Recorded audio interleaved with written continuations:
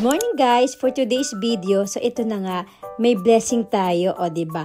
Dahil nga nakasahod na tayo sa YouTube, o ayan, after 100 years, o diba, may pagganap tayo for today's video.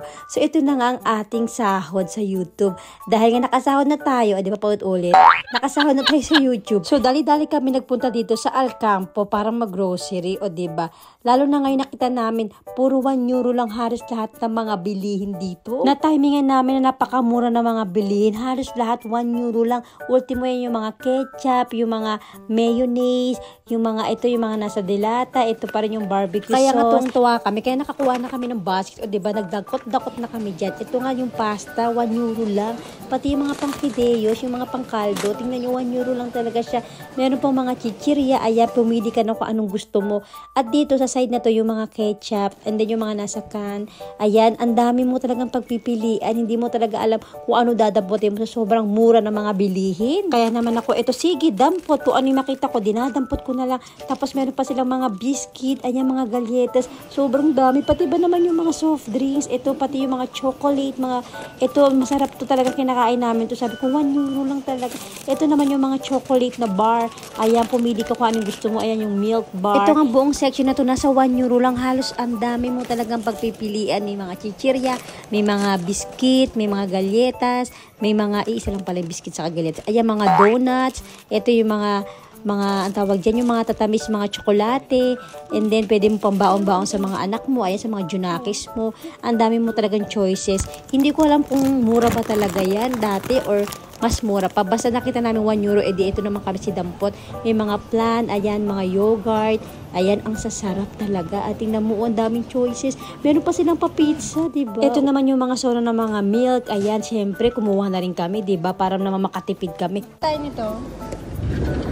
Ano yung masarap? Ito. May paminta.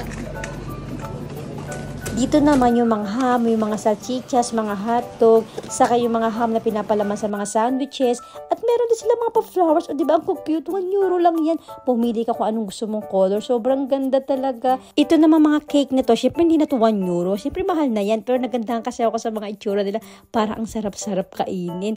Tapos ito naman, ito yung mga tinapay. Normally kasi dito sa Alcampo, ang daming mga tinapay na masasarap. As in fresh talaga. So ito nga, kumuha kami ng croissant kasi napakasarap na to. Lalo na isaw mo siya sa coffee, breakfast, sobrang salt.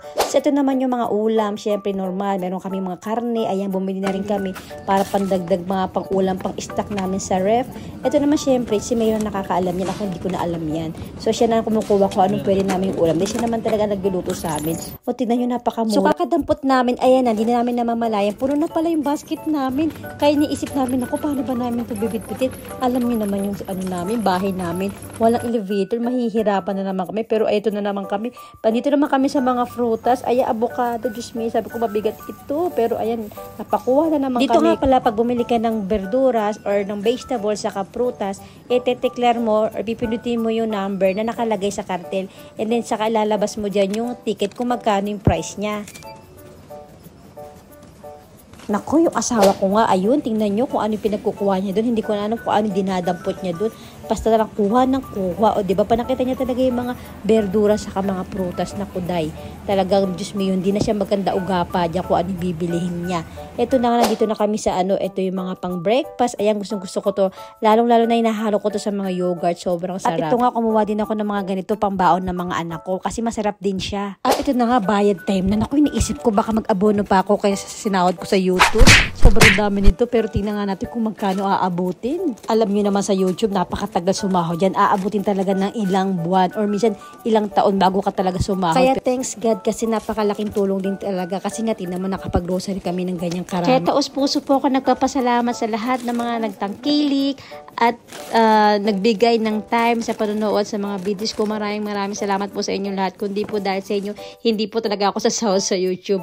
So ito na nga po, ayan, nakarating na tayo sa bahay. Ito na nga lahat ng mga pinamili namin. O syempre, diba, aayusin ko lahat ng iyan. Siyempre, uunahin ko muna isa-isa isa yan para maayos ko siya, ma-organize ko siya ng maayos, o diba? Ang daming ayos. Kahit nga nagmamadali na ako yan, day papasok pa ako sa trabaho, go pa rin, video pa rin. Siyempre, kailangan ko i-flex yung mga pinamili ko, siyempre, diba? Ngayon na lang ulit ako nakasahod sa YouTube. Siyempre, lubos-lubosin na natin, o diba? Minsan lang mangyari ito, kailangan nating i-flex ng lahat ng yan, o diba? Opak, o diba? Ang dami din niya, in fairness. Pero struggle is real. Sobrang hirap nga yan bago namin maakyat yan sa bahay namin na napakataas. Diyos me, marimar. Kaya nga hindi ko na nagawang i-video kung paano kami umakyat. Pero hayaan mo naman, at least, solve naman kami, diba? O diba? Biyaya yan. Kaya syempre, pag walang hirap, walang ginhawa. O diba? May pag ganun.